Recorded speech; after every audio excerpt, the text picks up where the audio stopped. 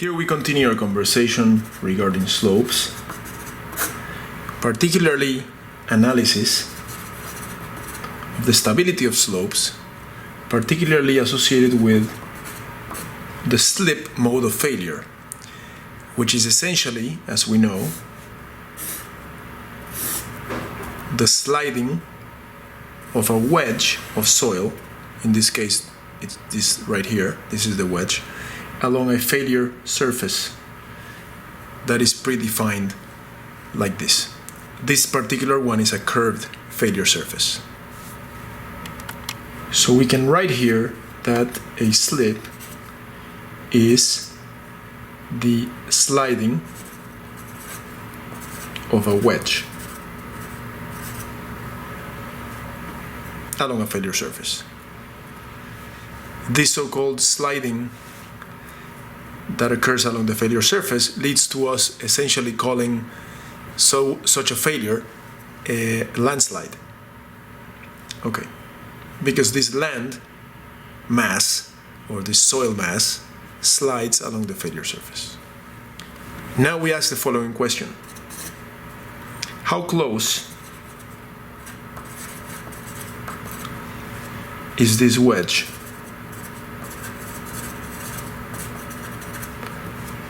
from sliding?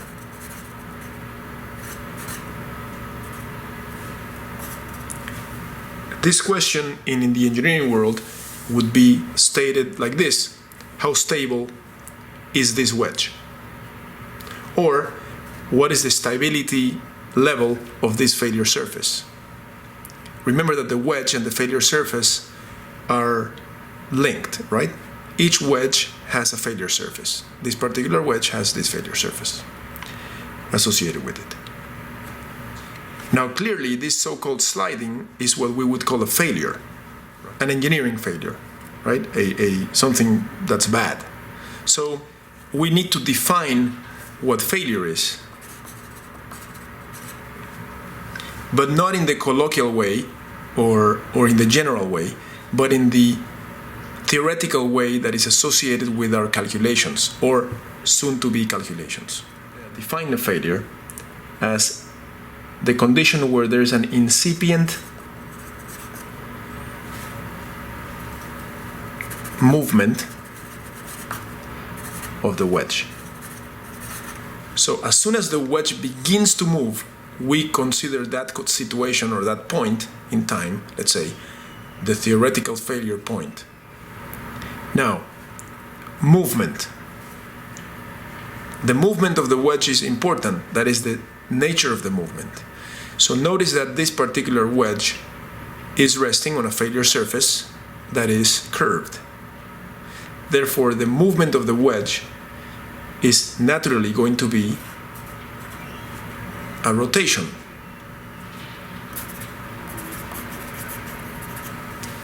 Again, this is because the failure surface is curved. We could have linear, non-curved failure surfaces, but that will come later. We'll talk about that later on.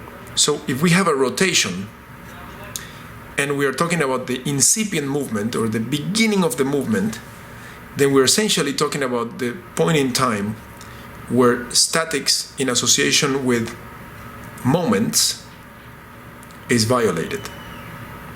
Now, there are two types of moments that are working in this particular problem.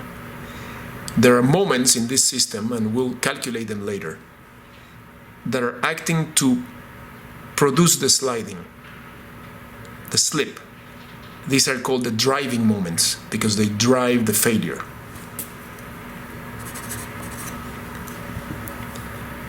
Driving moments.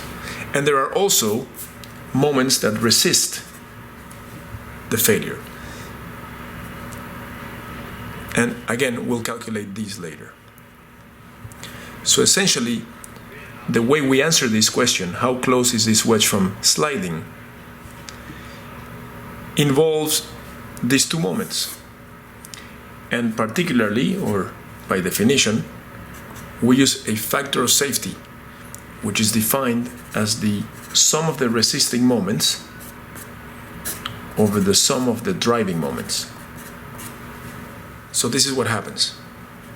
We know that if the sum of the moments that are driving the failure, if that sum is the same as the sum of the moments that are resisting the failure, if this term is equal to this term, then the factor safety is 1. And we are on the verge of the incipient movement of the wedge. That is, on the verge of failure. And so factor safety equal to 1 means that the slope is essentially on the verge of failure. Now, if for some reason we find that the sum of the resisting moments is larger than the sum of the driving moments, then we get a factor safety that is larger than 1. Okay, so again, 1, then failure. Not then, I mean, it really is the definition of failure, or on the verge of failure. I should write here on the verge of failure, but for us, on the verge of failure essentially means unacceptable or essentially at failure. If the factor safety is larger than 1, we have a situation where the sum of the resisting moments is larger than the sum of the driving moments. Then we have a safe condition. Okay? Now, if the calculated factor safety is less than 1, then we have a situation where the slope that we are analyzing cannot be constructed in the way that is drawn. This is one of the reasons, or one of the situations that can lead to a factor safety less than 1. We'll talk about this more later on. It is important to note here that this factor safety is not the factor safety for the slope. It's the factor safety associated with this particular wedge. And we can call that wedge number 1. For example, this whole wedge is wedge number 1. Now you may say, well, is there another wedge? And the answer is yes. There is an infinity of wedges that can be drawn here. So we can proceed down here. Look. We can draw the slope again, and we could find, or we could draw, various wedges. We can draw small ones, like this one. We can draw semi-shallow ones like that, or a deep one, like this. So there's an infinity of wedges that we can draw. And so then the question becomes, in this universe of infinity wedges, which wedge or which failure surface, it's the same question, has the lowest factor safety?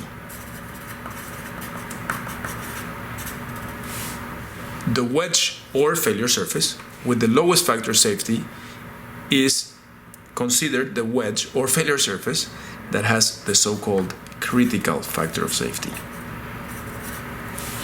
And so we believe that if a failure occurs, it will be defined by the movement or sliding of a wedge along the failure surface that possesses the critical factor of safety, which is the lowest. And now the question is, how do we determine the critical factor of safety? That is, how do we find in this universe of infinity wedges, infinity failure surfaces, which is the critical one?